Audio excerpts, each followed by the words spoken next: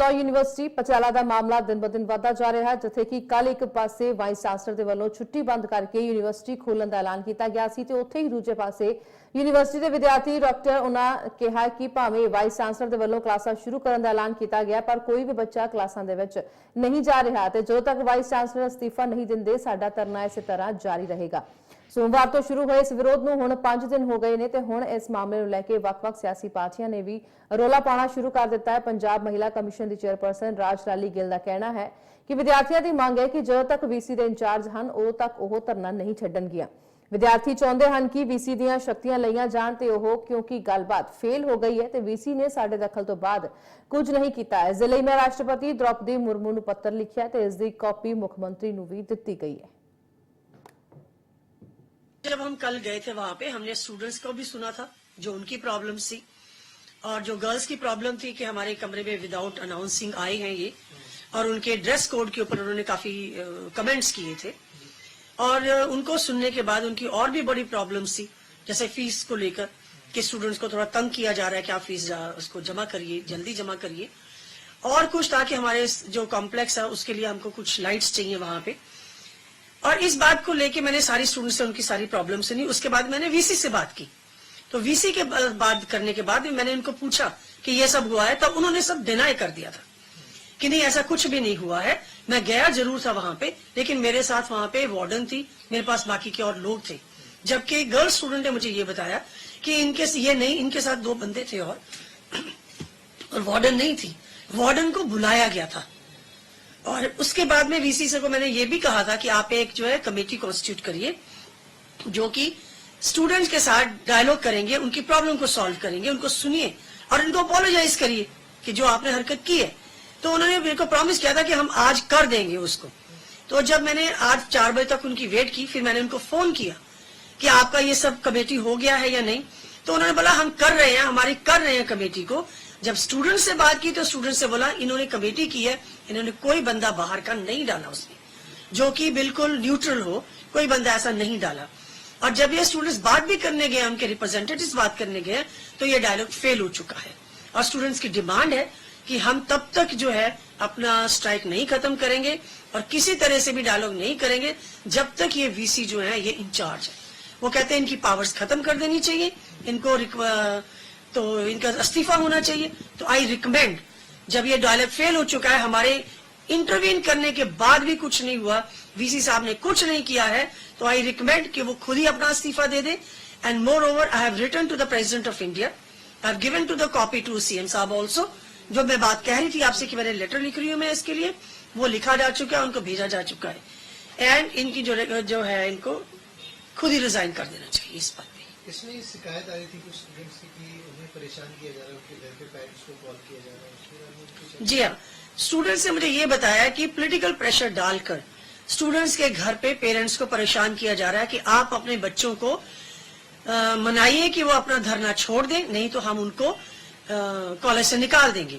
लेकिन जब मैंने बात की थी स्टूडेंट्स के साथ तो उनको मैंने एश्योर किया था कि ऐसा कोई एक्शन नहीं लिया जाएगा। आप अपनी एक ईगो के लिए कि आपने अपोलोजाइज नहीं करना, आपने रिकमेंडेशन नहीं माननी नहीं है स्टूडेंट्स की और आप परेशान करेंगे स्टूडेंट्स को, उनका करियर खराब करेंगे, उनको क्लासेस देखो इतनी गर्मी है, बारिश हो रही है, स्टूडेंट सब बाहर बैठे हुए हैं, आपको किसी चीज की परवाह नहीं है इस चीज की।